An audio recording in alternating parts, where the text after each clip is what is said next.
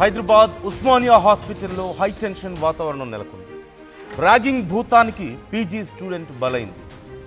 సురేష్ మృతితో విద్యార్థి సంఘాలు ఆందోళన వ్యక్తం చేస్తున్నారు. ర్యాగింగ్ చేస్తున్నారంటూ తల్లికి ఫోన్ చేశాడు సురేష్. హాస్టల్ గదిలో ఆ తర్వాత స్పృహ లేకుండా పడి ఉన్నాడు. సురేష్ను ఉస్మానియా ఆసుపత్రికి తరలించారు ఫ్రెండ్స్.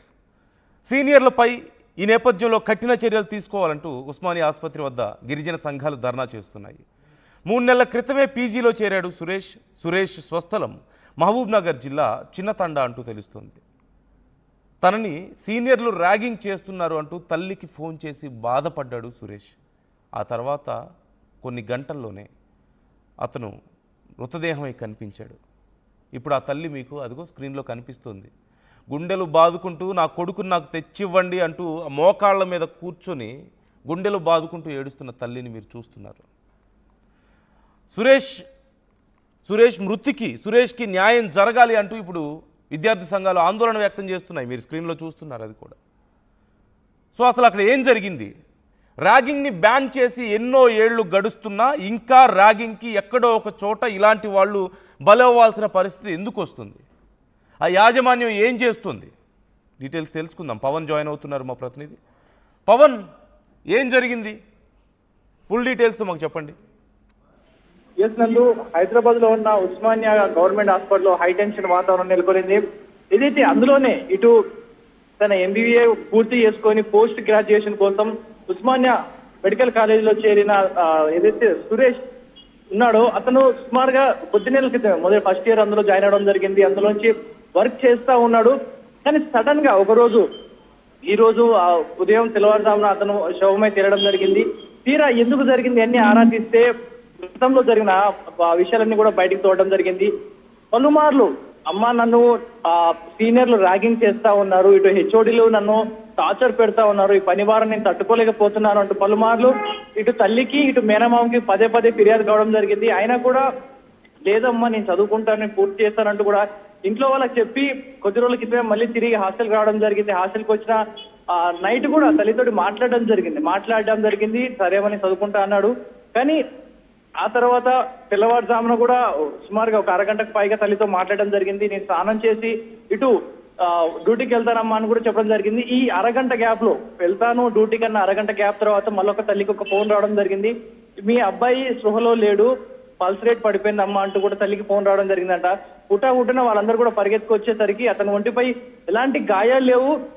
ఇటు కొంతమంది ఏమో అతను కొన్ని మెడిసిన్ ఒకసారి ఓడోస్ తీసుకున్నాడు, కొంతమంది ఇంజక్షన్ రూపంలో ఇంజక్షన్ తీసుకొని బలవన్మరణానికి పాల్పడ్డాడంటూ కూడా భిన్నాభిప్రాయాలు చెప్తా ఉన్నారు. ఇక్కడ ఈ రోజు మొత్తం కూడా ఉస్మానియా హాస్పిటల్ మొత్తం కూడా ఒక డాక్టర్ చనిపోతే మొత్తం డాక్టర్ సిబ్బంది అందరూ కూడా వచ్చి పరామర్శించాలి, అతని గురించి ఆరా తీయాలి. కానీ ఇక్కడ ఉస్మానియా హాస్పిటల్ ఈ రోజు ఒక్కరు కూడా డాక్టర్లు రాలేదు, అతని తరఫున స్టూడెంట్స్ ఎవరు కూడా రాలేదు. అతను ప్రీవియస్ గా చదువుకున్న MBA స్టూడెంట్స్ ఎవరైతే ఉన్నారో వారు రావడం జరిగింది, MBBS స్టూడెంట్స్ ఎవరైతే ఉన్నారో వాళ్ళు రావడం జరిగింది. అండ్ ఇటు తల్లిదండ్రులు కొన్ని విద్యార్థి సంఘాలు వచ్చి మాట్లాడడం జరుగుతుంది. కానీ ఇక్కడ కాలేజ్ యాజమాన్యం కావచ్చు, HODలు మాత్రం ఎటువంటి రెస్పాన్స్ ఇవ్వలేదు ఇప్పటి వరకు కూడా. మా కొడుకు మరణానికి గల కారణం ఆ స్టూడెంట్సే, వారు చేసిన ర్యాగింగ్సే, నాకు చాలా సార్లు నా కొడుకు నాతో ఫిర్యాదు అయ్యాడు అంటూ కూడా చెప్పుకోవడం జరిగింది. ఇటు చాలా సార్లు తనకు వచ్చిన పోస్ట్ గ్రాడ్యుయేషన్ సీటును కూడా వదులుకొని వెళ్ళాలనుకున్నాడు. కానీ ఏదైతే ఈ యాజమాన్యం ఏదైతే ఉందో హాస్పిటల్ డీన్ వీళ్ళందరూ కూడా సుమారుగా 70 లక్షలు నువ్వు తిరిగి చెల్లించాలి ఆ సీటు కోసం, ఎందుకంటే నీ గవర్నమెంట్ ఫ్రీ సీట్ ఇచ్చింది కాబట్టి నువ్వు దాన్ని వదులుకుంటే 70 లక్షలు కట్టి కంచి వెళ్ళాలి అంటూ కూడా దానికి ఒక షరతు పెట్టడం జరిగింది.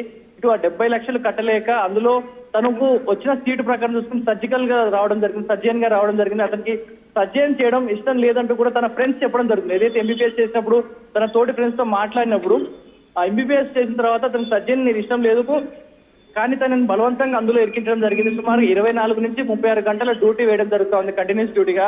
ఆ వర్క్ భారం, ఆ ప్రెషర్ పడలేకే సూసైడ్ చేసుకోండి వచ్చిన ఆ మిత్రుడు అంటూ కూడా తోటి మిత్రులు ఆ బాధను వ్యక్తం చేస్తా ఉన్నారు. మరి సురేష్ మరణానికి గల కారణాలు ఏంటనేది ఇప్పటి వరకు కూడా స్పష్టం కాలేదు. ఇటు నిజంగా అతనే ఇంజెక్షన్స్ కానీ మెడిసిన్ కానీ తీసుకున్నారా, లేకపోతే సీనియర్లు ఎవరైనా అతనిపై దాడి చేసి రూమ్ లో సుమారుగా అరగంట ముందు కూడా ఫోన్ చేసి తల్లితో మాట్లాడిన వ్యక్తి అరగంట తర్వాత మరణించాడని చెప్తా ఉన్నారు. అరగంటలో అతను బలవన్మరణానికి పాల్పడ్డానికి గల కారణాలు ఏంటి? స్టూడెంట్స్ సీనియర్స్ ఏమైనా బాధ్యవంతం పెట్టారా, లేకపోతే ఇతనే చేసుకున్నాడని దానిపై పోలీసులు అయితే దర్యాప్తు చేస్తా ఉన్నారు. మొత్తం కూడా ఆ ఉస్మానియా కాలేజ్ హాస్టల్స్ ఏవైతే ఉన్నాయో అతని రూమ్ మొత్తం కూడా చిందరవందరగా వస్తువులన్నీ కూడా ఎక్కడెక్కడ పడిపోవడం జరిగింది. మరి దీనిపై పోలీసులు ఏం తెలుస్తారు, మాకు న్యాయం కావాలంటూ కూడా పెద్ద ఎత్తున ఆ విద్యార్థి సంఘాలు ఇటు తల్లిదండ్రులు. పవన్ ఒక్క నిమిషం, నేను మళ్ళీ మీతో మాట్లాడతాను. మనతో అశోక్ రాథోడ్ జాయిన్ అవుతున్నారు గిరిజన సంఘాల జేఏసీ నుంచి. ఒక్కసారి అశోక్ గారితో మాట్లాడతాం. అశోక్ గారు నమస్తే. నమస్తే అండి.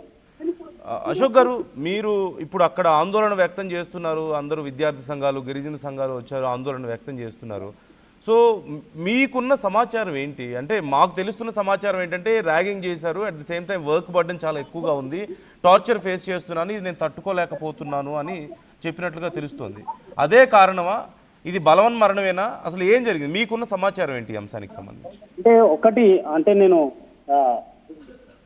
ఒకటి నేను చెప్పగలను క్లారిటీగా. ఏంటంటే ఇప్పుడు 6 to 8 months అవుతుంది మాకు కాట్రావత్ సురేష్ ఏంటంటే ఇంతకుముందు ఎస్విఎస్ మెడికల్ కాలేజ్ లో ఏ కేటగిరీ సీట్ లో కొట్టి అక్కడ ఎంబీబీఎస్ పూర్తి చేసుకొని ఇక్కడ అదే పీజీలో ఏ కేటగిరీ సీట్ కొట్టి ఇక్కడ చదువుకుంటున్నాడు.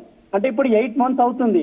ఈ 8 months లో కూడా ఇక్కడ ఉన్నటువంటి సీనియర్లు అంటే పీజీ ఏ కేటగిరీలో కొట్టినప్పుడు 0 ఫీజు. అంటే ఇక్కడ రిజర్వేషన్ మీద వచ్చిన ఏ కేటగిరీ సీట్లోకి ఫీజులు ఉండవు. అయితే అగ్రకులాలు ఏదైతే అగ్రకులాలు ఉన్నారో వాళ్ళు 75 లక్షల నుంచి ₹1 కోటి వరకు ఫీజు చెల్లించాల్సిన అవసరం ఉంటుంది. అయితే ఇక్కడ వచ్చినటువంటి ర్యాగింగ్ ఎటువంటిదంటే ఈ సీనియర్లు ఏం చెప్తుంటారంటే అరే ఏమంటారు మన రిజర్వేషన్ కోట మీద వచ్చిండు, ఫస్ట్ ఆయనకు డ్యూటీ ఎక్కించండి, ఆ రిజర్వేషన్ కోట వచ్చిండు ఫ్రీ వచ్చిండు కదా ఆయన డ్యూటీ ఎక్కించండి. ఈ విధంగా అయినటువంటి హరాస్మెంట్ అంటే డ్యూటీ కూడా కంటిన్యూ 3 days నాన్ స్టాప్ గా నిద్రలు లేకుండా ఫుడ్ కూడా పెట్టనియరంట సీనియర్ల హరాస్మెంట్ తోని.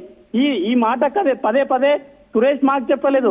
సురేష్ వారి తల్లికి పదే ఫోన్ చేసి అమ్మ నాకు బాగా హరాస్మెంట్ అవుతుంది, బాగా నాకు టార్చర్ పెడుతున్నారు సీనియర్లు, నా డిపార్ట్మెంట్ డ్యూటీ డాక్టర్స్ కూడా చాలా ఇబ్బంది పెడుతున్నారనే పదే వాళ్ళ తల్లికి చెప్తే వాళ్ళ తల్లి వారి సోదరు వారి తమ్ముడు రవి ఇక్కడే హైదరాబాద్ లో ఉంటాడు కాబట్టి కాలేజ్కి వచ్చి చెక్ చేస్తే మామ నువ్వు రాకు, ఇక్కడ నువ్వు వచ్చినప్పుడల్లా ఇంకా నాకు హరాస్మెంట్ ఎక్కువైతున్నారు, నాకు ఇంటర్నల్ మార్క్స్ కట్ చేస్తున్నారు, ఏమైనా అంటే అరే ఫ్రీ సీట్ వాడు వచ్చిండు ఫస్ట్ వాన్ డ్యూటీ ఎక్కిర్రా, ఫ్రీ సీట్ వాడు వచ్చిండే అంటే ఫ్రీ సీట్ వచ్చినందుకు పుణ్యం పాపం చేసుకున్నామనండి మేము. ఈ విధమైనటువంటి హరాస్మెంట్. అయితే ఈ రోజు పొద్దుగాల 7:30కు తల్లితో మాట్లాడిన మరో 5 నిమిషాలకి 10 నిమిషాలకి అన్కాన్షియస్ లో మీ బాబు ఉన్నాడని చెప్పేసి వారి సోదరు ఫ్రెండ్ ఎవరో ఫోన్ చేసి చెప్పడం. ఈ 10 minutes గ్యాప్ లో ఏముండొచ్చు అంటే ఇదంతా ప్రీ ప్లాన్ హత్య. ఇది ప్రీ ప్లాన్ గా సీనియర్లు అంతా కలిసి ఈ రిజర్వేషన్ మీద అంటే ఈయన సర్జరీకి అప్లై చేసుకోవాల్సిన సందర్భంలో రేపే లాస్ట్ డేట్, ఈ లాస్ట్ డేట్ కూడా మిస్ అయిపోతే ఈయన కూడా మనతో పాటు 75 లక్షల రూపాయలు ఫీజు కట్టాల్సింది. అప్పుడు ఈయనకి ఆ డబ్బుల విలువ అప్పుడు ఈయనకు కూడా తెలుస్తుంది, ఈయన ఫ్రీ సీట్ మీద వచ్చి మనమేమో డబ్బులు కడుతున్నామని చెప్పేసి ఈ విధమైనటువంటి హరాస్మెంట్ పదే ప్రతి దగ్గర ర్యాగింగ్. అంటే ఒక డాక్టర్ చేయాల్సిన డ్యూటీ, నర్సులు చేయాల్సిన పనులు, ఆయాలు చేయాల్సిన పనులు కూడా ఇతనితోనే చెప్పిస్తుంటారంట. నేను అక్కడ ధర్నా చేస్తున్నప్పుడు వాళ్ళ ఫ్రెండ్స్ మాస్క్ కట్టుకొని క్యాపులు వేసుకొని ఈ విధంగా వచ్చి మాకు సమాచారం ఇచ్చిపోతున్నారు. అంటే వారు ఒక మిత్రుడు చనిపోతే కూడా ఎవరు కూడా పక్కన లేరు, సీనియర్స్ లేరు, కనీసం జూనియర్స్ లేరు, కనీసం హెచ్ఓడి లేరు, కనీసం ప్రిన్సిపల్ లేరు, కనీసం యాంటీ ర్యాగింగ్ కమిటీ ఉంటది, 1 గంటలో యాక్షన్ తీసుకోవాలి. ఇప్పుడు దీని మీద ఎవరు చర్యలు తీసుకుంటున్నారు? ఈ విధమైనటువంటి అన్యాయం అంటే గిరిజన బిడ్డ ఒక పీజీ విద్యార్థి చనిపోతే ఈ విధమైనటువంటి నిర్లక్ష్యమా? మనం అందరం చూసాం వరంగల్లో డాక్టర్ ప్రీతి మెడికల్ స్టూడెంట్